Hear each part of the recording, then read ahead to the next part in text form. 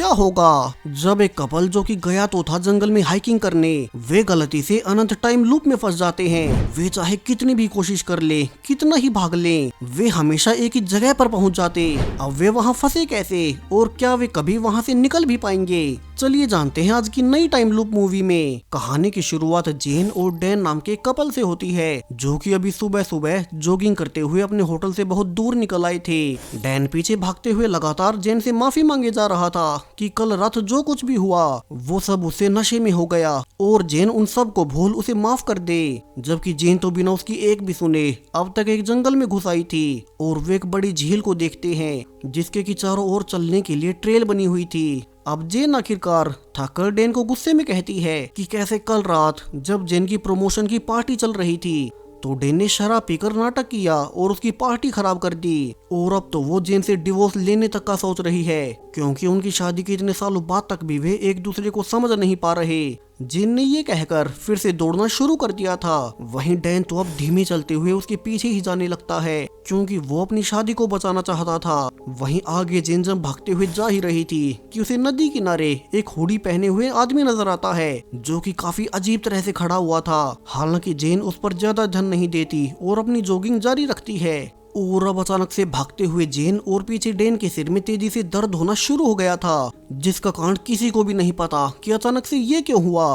और कुछ ही सेकंड्स के बाद सब कुछ फिर से नॉर्मल हो जाता है। अब जेन आगे भागते हुए नदी के स्टार्टिंग पॉइंट तक पहुंच चुकी थी, जहां की नो स्विमिंग का बोर्ड लगा हुआ था और वो डैन को ढूंढने लगती है कि वो कहां गया, जबकि डैन तो उसी के पीछे चलते हुए आ रहा था और बीच में उसे भ्रम भी होता है, मानो उसने अपने जैसे ही दिखने वाले किसी और डैन को देखा हो और फिर वो उसे देखकर पेड़ों के पीछे छिप गया।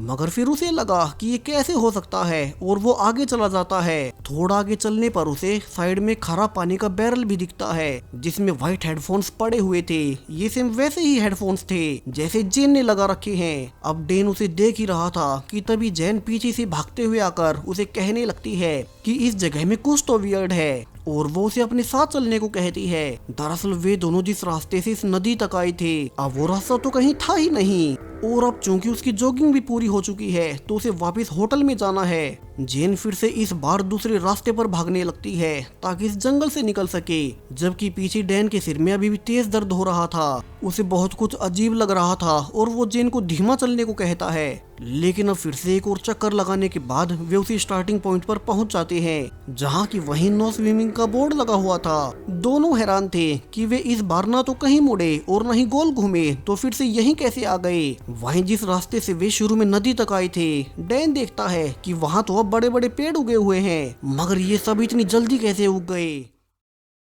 अब डैन आइडिया देता है कि वे इस बार अलग अलग उल्टी दिशाओं में आगे बढ़ेंगे और अगर किसी को रास्ता मिलता है तो वे वापस आकर एक दूसरे को ले जाएंगे। जेन को भी ये आइडिया सही लगता है और वे अलग अलग होकर अलग अलग दिशाओं में आगे बढ़ने लगते हैं। लेकिन अब काफी देर चलने के बाद वे एक दूसरे के ही सामने आकर टकरा जाते हैं। इस बार भी वे एक दूसरे से उल्टी दिशा में चले थे, तो फिर एक दूसरे के सामने कैसे आ गए। यहाँ से तो सिचुएशन और सीरियस होती जा रही थी। दोनों आगे चलने पर फिर से उसी स्टार्टिंग पॉइंट पर आ जाते हैं। अब डैन इसे देख अपनी थ्योरी देता है कि यहाँ आते ही उन्हें तेज सिर में दर्द हुआ था और उन्हें तभी समझ जाना चाहिए था कि उनके आसपास कुछ तो अजीब है। शायद से वे किसी लूप में फंस गए हैं, क्योंकि वे किसी भी दिशा में जाले वे हर बार सेम इसी जगह पर आ रहे हैं। दोनों समझ चुके थे कि अब तो मामला और सीरियस हो चुका है और वे जल्दी से मदद के लिए पुलिस को फोन करने लगते हैं। लेकिन ऐसे हालातों में जैसा कि अक्सर होता है, दोनों के ही फोन्स में कोई सिग्नल नहीं आता। इसी बीच जेन की पॉकेट से उसके हेडफोन्स भी नीचे गिर गए थे और दोनों ही अब फोन लेकर आगे बढ़ने लगते हैं ताकि कहीं तो उनके फोन में सिग्नल आ ही जाए। लेकिन कहीं भी कोई सिग्नल नहीं था और आगे जाकर उन्हें वही हुडी पहने हुए आदमी दूसरी ओर देखते हुए मिलता है, तो वे उससे डरकर उल्टी दिशा में आ जाते हैं क्योंकि वो काफी अजीब लग रहा था। वहीं अब अजीब बात, जहाँ पहले जेन के हेडफोन्स गिरे थे वहाँ एक नहीं बल्कि एक ही जैसे दो दो हेडफोन्स थे, वो भी बिल्कुल आइडेंटिकल। अब यहाँ पर जेन डैन पर ही चिल्लाने लगती है कि वो ही उसके साथ ये कोई घटिया प्रैंक कर रहा होगा। उसने पहले उसे डिवोर्स की धमकी दी थी, शायद इसलिए ही वो उसे परेशान करने के लिए ये सब कर रहा है। लेकिन डैन तो खुद परेशान था और वो समझाता भी है कि वो भला उस जगह पर पेड़ कैसे उगा सकता है जहाँ से कि वे दौड़ कर आए थे। तो अब दोनों उन उगे हुए पेड़ों से ही जंगल को पार करने लगते हैं। इसी उम्मीद में कि वे कभी न कभी तो पार निकल ही जाएंगे। लेकिन अब कई घंटे चलने के बाद ना तो उन्हें कोई जीव जंतु मिलता है और वे नोटिस भी करते हैं कि आसपास किसी पक्षी की आवाज तक नहीं है। यहाँ सब कुछ शांत था। अब इतनी देर चलने के बाद दोनों रास्ते में बैठकर डिस्कस करते हैं कि उन्हें आगे क्या करना चाहिए। जेन फिर से गुस्सा करती है कि डैन के पास कभी किसी प्रॉब्लम का सॉल्यूशन नहीं होता। वो हमेशा जॉब्स बदलता रहता है, जिस कारण घर की फाइनेंशियल सिचुएशन को स्टेबल रखने के लिए जेन को ही ओवरटाइम करना पड़ता है। डेन जानता था कि जेन गलत नहीं कह रही, मगर अभी तो वो करे ही क्या। अब जेन रिवील करती है कि आज सुबह उसने अपने लॉयर से बात की थी और होटल से जैसे ही वे अपने घर वापस जाते, जेन वहीं से घर छोड़ने वाली थी और वो डैन को डिवोर्स के पेपर्स दे देती।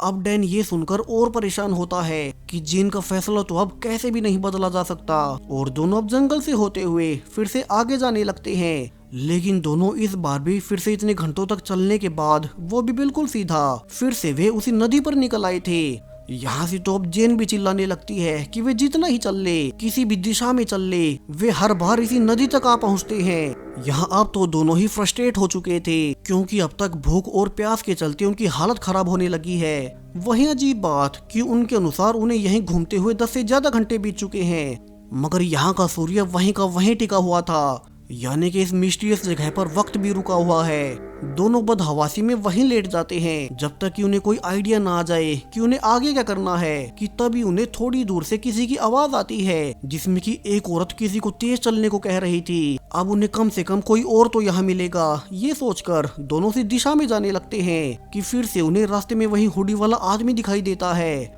अब इस बार वे उसे डर नहीं सकते क्योंकि क्या पता वो ही उन्हें यहाँ से बाहर निकलने का रास्ता बता दे। दोनों दूर से ही उसे चिल्लाकर पूछने लगते हैं कि क्या उसे यहाँ से बाहर जाने का रास्ता पता है। लेकिन अब अजीब कारणों से वो आदमी चुपचाप ऐसे ही खड़ा हुआ था। अब डेन उसके पास जाने से कुछ ज्यादा ही डर रहा था, तो जेन ही आगे जाकर उसे छूकर बोलने को कहती है और अब वो पलटकर उन्हें दूर भागने को चिल्लाने लगता है। वे ये देखकर हैरान रह जाते हैं कि ये कोई और नहीं बल्कि डैन ही था, मगर उसकी दाढ़ी बड़ी हुई थी। दोनों कुछ भी समझ पाते इसके पहले ही पीछे से अब एक और डेन आकर जेन को लकड़ी की स्पीयर से वही मार देता है। वहीं रियल डेन तो डर के मारे कुछ भी नहीं कर पाता और जेन को ऐसे ही मरते छोड़ वो उन दोनों से दूर भागने लगता है। उसका दिमाग फटे जा रहा था कि उसने अभी क्या देखा। उसी के जैसे दिखने वाले एक और डेन ने उसकी जेन को मार दिया।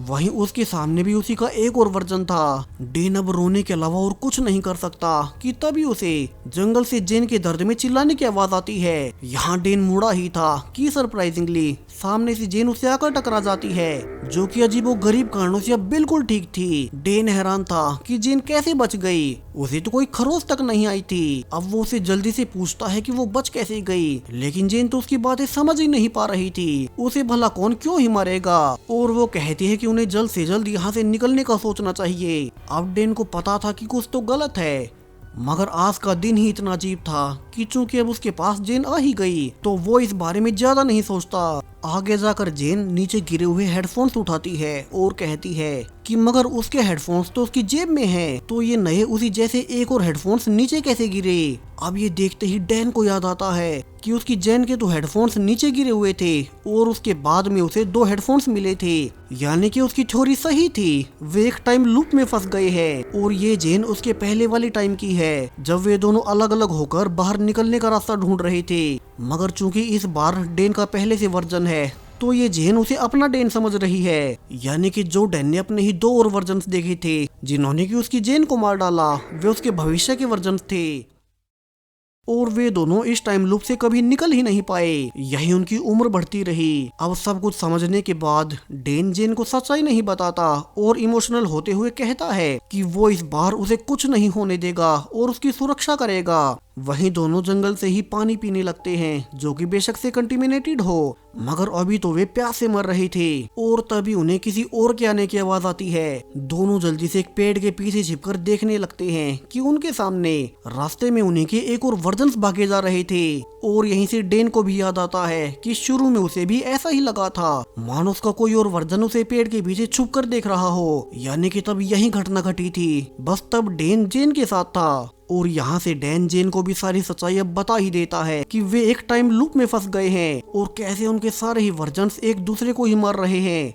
इसलिए उन्हें अपने दूसरे वर्जन से दूर रहना होगा और किसी तरह से सरवाइव करना होगा। दोनों छुप कर नोटिस करते हैं कि उनके सामने वाले वर्जन्स अभी तक जान नहीं पाए थे कि वे दोनों एक लूप में फंसे हुए हैं। अब इस जेन को सब कुछ समझने में थोड़ा वक्त लगता है। वहीं प्रॉब्लम ये भी थी कि वे सरवाइव कैसे करेंगे। उन्हें तो जंगल में ना कोई जीव जंतु मिला और ना ही कोई पक्षी, सो उनके पास खाने को कुछ नहीं है। वहीं डैन भी हैरान था कि उनके फ्यूचर वर्जन्स अभी तक बिना कुछ खाए पिए जीवित कैसे रहे। इसके अलावा टाइम लूप में होने से हर गुजरते वक्त के साथ उनके वर्जन्स भी बढ़ते जाएंगे। जिन कहती है कि कहीं वे सुबह जब यहाँ आ रहे थे तो किसी एक्सीडेंट में उनकी मौत तो नहीं हो गई और फिर वे किसी आफ्टर लाइफ में आ गए होंगे, वरना जंगल में फंसने के बावजूद यहाँ कोई और लाइफ फॉर्म तो होनी चाहिए। यहाँ सिर्फ उन दोनों के वर्जन्स हैं। वहीं डैन की थ्योरी कुछ और ही थी और उसके अनुसार वे किसी एलियन एक्सपेरिमेंट का हिस्सा हैं और चूंकि वे शुरू से लड़ते आ रहे थे तो उन्होंने उन्हें टाइम लूप में फंसा दिया ताकि वे ह्यूमन नेचर को और अच्छे से जान सके।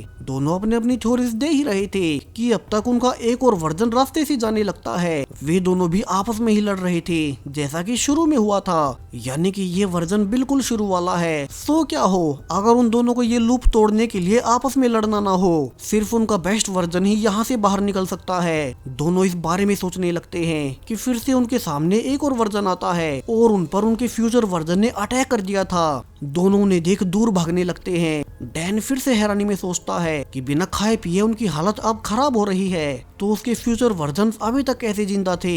वे काफी अजीब भी लग रहे थे। अब दोनों एक साथ जंगल से होते हुए आगे जाने लगते हैं इसी उम्मीद में कि उन्हें बाहर निकलने का रास्ता मिल ही जाए। वे जानबूझकर एक दूसरे से अच्छे से बातें भी कर रहे थे ताकि अगर ये कोई एक्सपेरिमेंट हो तो सब कुछ खत्म हो जाए। लेकिन जब कई घंटे बीतने के बाद भी कुछ नहीं होता तो जैन थककर फिर से चिल्लाने लगती है कि उनके साथ ये सब कौन कर रहा है और यहाँ हमेशा के लिए फंसने से तो अच्छा है कि वे अभी मर जाएं। अब डैन उसे संभालकर उसे शांत करता है कि वो अपना आपा ना खोए। वो अपनी सारी गलतियों के लिए माफी भी मांगता है क्योंकि वो हमेशा अपनी लाइफ में लापरवाह रहा था। उसने कभी जिम्मेदारियां उठाई ही नहीं और हमेशा जेन को ही सब कुछ झेलना पड़ा।